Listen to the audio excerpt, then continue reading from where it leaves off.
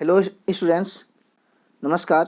आज हम लोग कक्षा 10 की प्रश्नावली 3.2 का क्वेश्चन नंबर 3 सॉल्व करेंगे।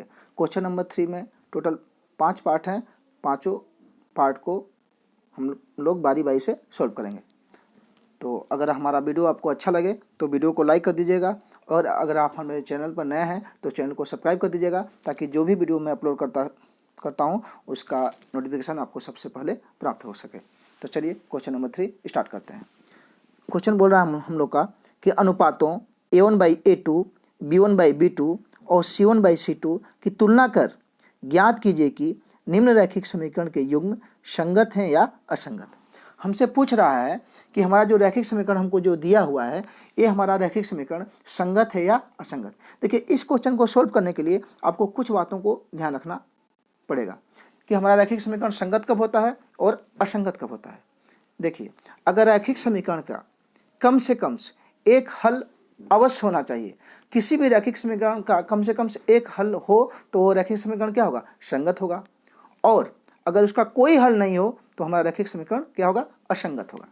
ठीक है, कम से कम एक हल अवश्य होना चाहिए। अगर एक से ज़्यादा हो ठीक है, लेकिन कम से कम तो एक हल होना ही चाहिए, तभी जाके वो संगत होगा। और अगर उस रैखिक समीकरण का कोई हल नहीं है तो वो रैखिक समीकरण क्या होगा? असंगत होगा। तो इसके लिए कुछ सूत्र आपको ध्यान रखना पड़ेगा। वैसे तो मैं क्वेश्चन नंबर 2 में ये फार्मूला मैं आपको बता चुका हूँ, एक बार फिर से मैं आपको रिपीट कर देता हूँ कि A1/A2 बराबर नहीं है B1/B2 के तो केवल एक हल होता है। A1/A2 बराबर है B1/B2 के और बराबर है C1/C2 के तो अपरिमित रूप से अनेक हल होते हैं।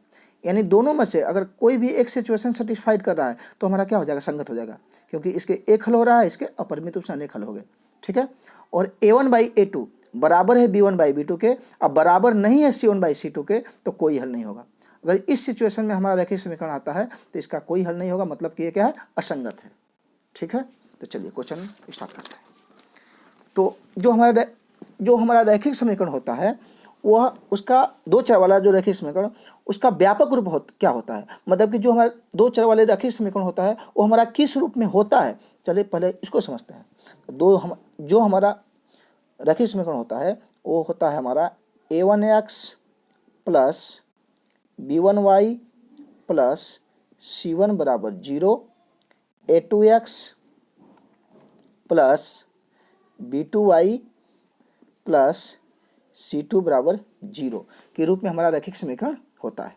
ठीक है, तो जो हमारा क्वेश्चन से जो समीकरण दिया हुआ है, हम सबसे पहले क्या करेंगे कि जो हमारा दो चर वाला रैखिक समीकरण का व्यापक रूप है उस रूप में सबसे पहले हमको लिखना पड़ेगा। क्योंकि देखिए, यहाँ प्लस 5 है, ये बराबर किधर है, और जो हमारा दो चर वाले रैखिक समीकरण जो व्यापक रूप होता है वो क्या इस रूप में होता है। तो हम क्या करते हैं? +5 को बराबर के इधर कर लेते हैं, तो उस रूप में लिख लेते हैं। पहले इसको सजा लेते हैं हम लोग, तो क्या हो जाएगा? ये 3x प्लस 2y। देखिए, बराबर के इधर 5 है, बराबर के इधर जाएगा तो माइनस हो जाएगा, तो -5 बराबर क्या हो गया? 0। ठीक है, चलिए इसको देखते हैं समीकरण नंबर 2 को। 2x माइनस 3y प्लस 7 है, बराबर किधर जाएगा तो -7 हो जाएगा, -7 बराबर 0। ठीक है, अब हमको क्या करना पड़ेगा कि A1/A2, B1/B2 और C1/C2 को मान निकालना पड़ेगा। इसके लिए सबसे पहले आपको A1, B1, C1 का मान फाइंड करना पड़ेगा। चलिए मान निकालते हैं। अब हमको क्या करेंगे? कंपेयर करेंगे। ठीक है, इन दोनों समीकरण से कंपेयर करेंगे। तो देखिए, ये क्या है? A1x, ये क्या है? 3x। तो देखिए, यहाँ x का गुणांक क्या है? 3, और यहाँ x का गुणांक क्या है? A1।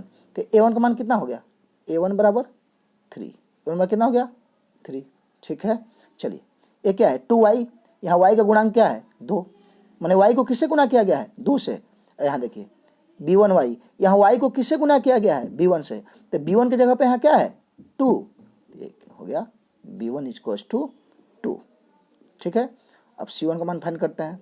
C1 बराबर, देखिए यहाँ C1 की जगह पर क्या है? -5। यहाँ C1 की जगह पर क्या है? C1। तो C1 बराबर क्या हो गया? -5। ठीक है, चलिए अब A2 देखते हैं। और यहाँ क्या है? देखिए अब दूसरा समीकरण में आ जाइए। 2x, यहाँ क्या है? 2x, ये क्या है? A2x। x का गुणांक क्या है? 2, यहाँ x का गुणांक क्या है? A2, यानी A2 की जगह पर क्या है? 2। तो A2 बराबर हो गया 2। ठीक है, यहाँ क्या है? देखिए -3y, यहाँ क्या है? प्लस B2y, तो y गुणांक B2, y गुणांक -3, यानी B2 का मान कितना हो गया -3, B2 equals to -3, B2 equals to -3। अब आइए C2 का मान कितना है -7, C2 इक्वल्स टू -7। ठीक है, अब हमको क्या निकालना है A1/A2। अब A1/A2 निकालिए, क्योंकि A1/A2 का तुलना करके हमको पूछ रहा है, तो A1/A2 बराबर, तो A1 का मान कितना निकाले हैं 3, 3 रख देते हैं, बटे में A2 का मान कितना है 2 रख दिए। ठीक है, अब निकालते हैं B1/B2 का मान, तो B1 का मान कितना है 2 हो गया, और B2 का मान कितना है -3 हो गया।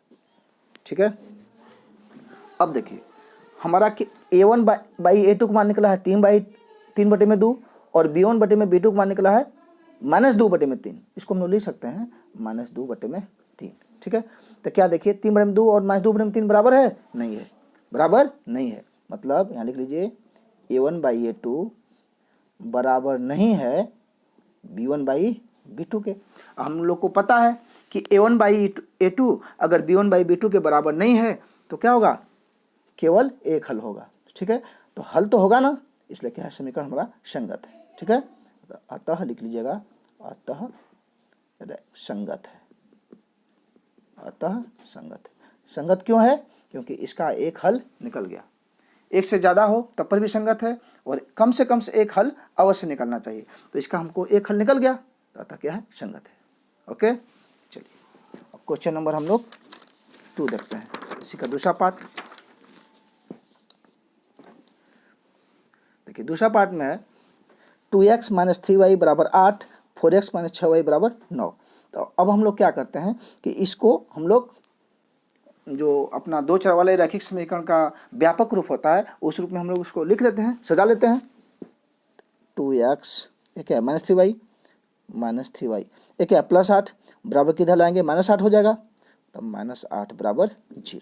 ठीक है, एक है 4x को 4x छोड़ दिए, -6y -6y को 6y, ये +9 है बराबर किधर आएगा -9 हो जाएगा, इधर क्या बचा 0। ठीक है, अब हम लोग क्या करेंगे A1 B1 C1 का मान फाइंड करेंगे, तो A1 बराबर पहले A1 A2 का मान निकाल लेते हैं, A1 बराबर, तो देखिए A1 का मान कितना है 2, यहाँ हो गया 2, B1 बराबर देखिए y का गुणा क्या है -3, तो B1 का मान कितना हो गया -3। ठीक है, उसी प्रकार से C1 बराबर C1 का मान कितना हो गया -8, रख देते हैं -8। ओके, अब A2 बराबर A2 का मान कितना है देखिए 4, यहाँ हो गया 4। अब क्या निकालेंगे B2 बराबर देखिए क्या है B2 का मान कितना है -6 हो गया। अब C2 इक्वल्स टू C2 का मान कितना है -9। ठीक है, उसी प्रकार से कर लेंगे। अब हमको क्या निकालना है A1/A2 बराबर A1 का मान कितना है 2 रख दिए, बटे में A2 मान कितना है 4 रख दिए, 2 इकाई 2 दूना के 4 कट जाएगा, क्या निकल के आ गया 1/2। ठीक है, अब निकालते हैं B1 बटे में B2 बराबर B1 का मान कितना है देखिए -3 रख देते हैं, बटे में B2 मान कितना है -6 रख देते हैं, माइनस से माइनस कैंसिल, 3 इकाई 3 3 दूना के 6, क्या निकल के गया 1/2। ठीक है, अब निकालते हैं C1/C2 बराबर C1 का मान कितना है -8 रख दिए, बटे में C2 मान कितना -9 हो गया। ठीक है, माइनस से माइनस कैंसिल, बचा क्या 8/9। अब देखिए A1/A2 का मान कितना निकला है 1/2, B1/B2 का मान 1/2, C1/C2 का मान 8/9। ये देखिए A1/A2 और B1/B2 बराबर तो है, लेकिन C1/C2 बराबर नहीं है। तो हम लोग को क्या पता है, आप लोग को बताया हूँ, देखिए A1/A2 बराबर B1/B2 अब बराबर नहीं है C1/C2 के, तो कोई हल नहीं होगा। पता है आप लोग को, कोई हल नहीं होगा, ये आपको याद होना चाहिए। ठीक है, तो चलिए देखिए यहाँ लिख लीजिएगा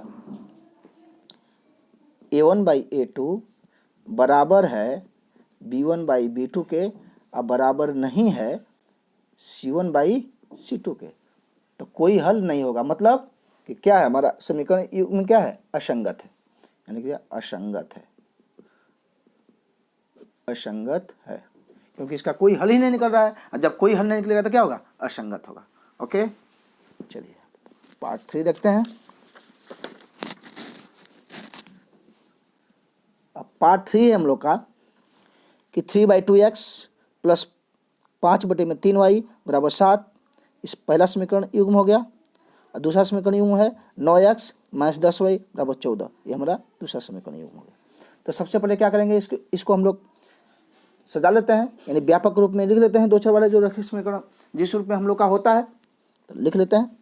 ये क्या हो गया, 3/2x प्लस 5/3y, देखिए प्लस 7 है, बराबर किधर आएगा, -7 हो जाएगा, -7, इधर क्या बचा 0।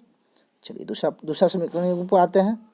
ये क्या है, 9x ज्यों का त्यों लिख देते हैं, -10y, देखिए प्लस 14 है, बराबर किधर आएगा, -14 हो जाएगा, तो -14 बराबर क्या हो जाएगा, 0।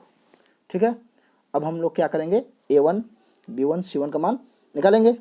चलिए a1 का मान निकालते हैं। a1 बराबर, देखिए a1 का मान कितना है, 3/2 लिख लेते हैं, 3/2।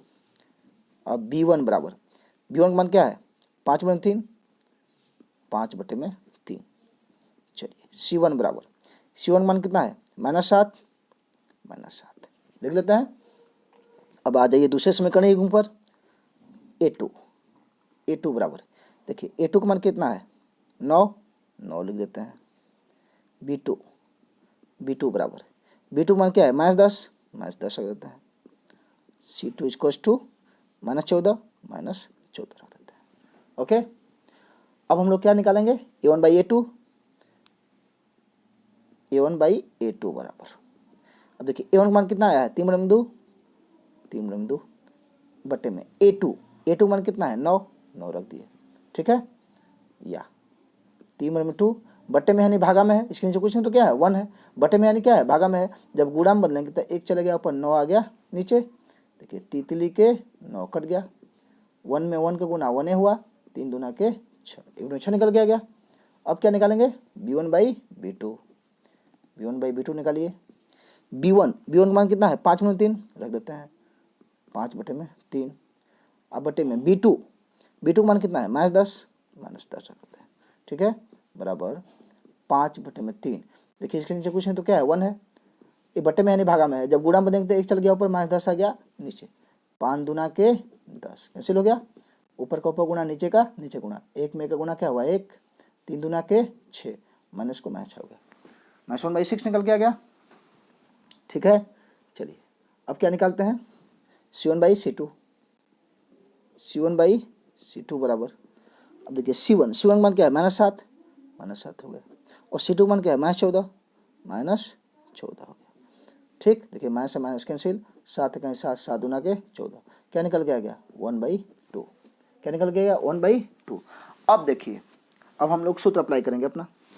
a1/a2 का मान कितना आया है, 1/6, b1/b2 का मान कितना आया है, -1/6, और c1/c2 का मान क्या है, 1/2, यानी तीनों बराबर नहीं है, दोनों से ही हमको ये निकल जा रहा है। यहाँ लिख लीजिएगा, a1/a2 बराबर नहीं है b1/b2 के। जब a1/a2 बराबर नहीं है b1/b2 के, मतलब कि केवल एक हल होगा, तो इसलिए केवल एक हल होगा, मतलब क्या है, समीकरण युग्म क्या है हमारा, संगत है। ये क्या है, संगत है। ठीक है, अगर एक भी हल निकल जाता है तो क्या हो जाता है, संगत होता है, और कोई हल नहीं निकलेगा तो असंगत होता है। ओके, चलिए अब क्वेश्चन नंबर हम लोग 4 देखते हैं।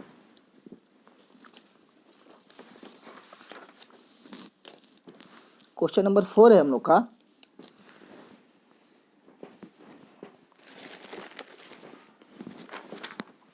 क्वेश्चन नंबर 4 है हम लोग का, 5x माइनस 3y बराबर 11। ठीक है, और दूसरा समीकरण युग्म है -10x प्लस 6y बराबर -22।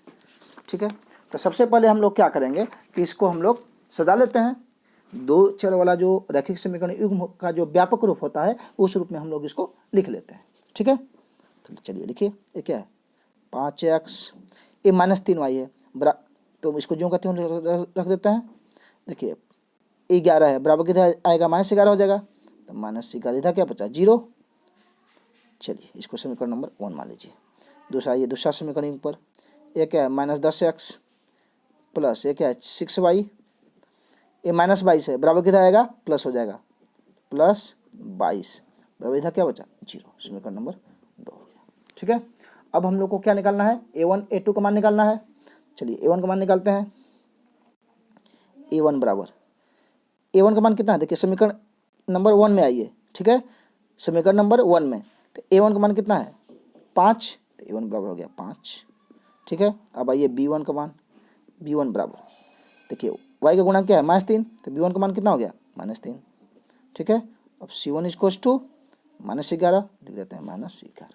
ओके, अब आइए a2 का मान, a2 बराबर समीकरण नंबर 2 में आइए। अब a2 x का गुणा क्या है -10, तो a2 का मान कितना हो गया -10। अब b2 बराबर y का गुणा क्या है 6, तो b2 बराबर 6। अब c2 = 22 हो गया 22।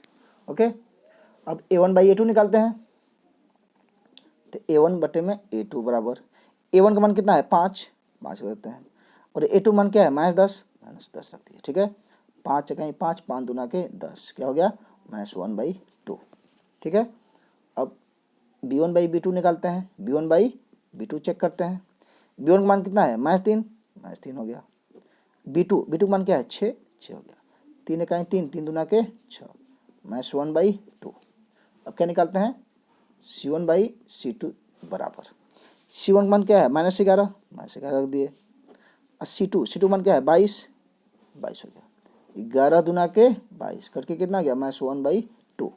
ठीक है, अब देखिए विचार कीजिए आप, a1/a2 का मान आया है -1/2, b1/b2 का मान आया है -1/2, c1/c2 का मान आया है -1/2।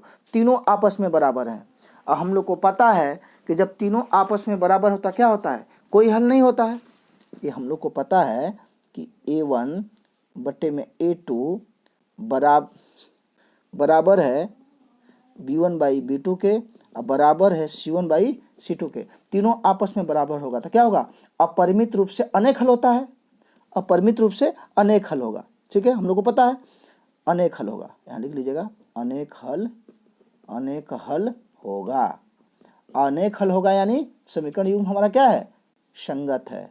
क्या है, संगत है। ओके, अब क्वेश्चन नंबर 5वां है, आप इसी प्रकार से कर लीजिएगा। अगर आपको कुछ प्रॉब्लम है तो कमेंट सेक्शन में हमको लिख के बताइएगा, हम इसको सॉल्व करके आपको दे देंगे। Okay, thank you.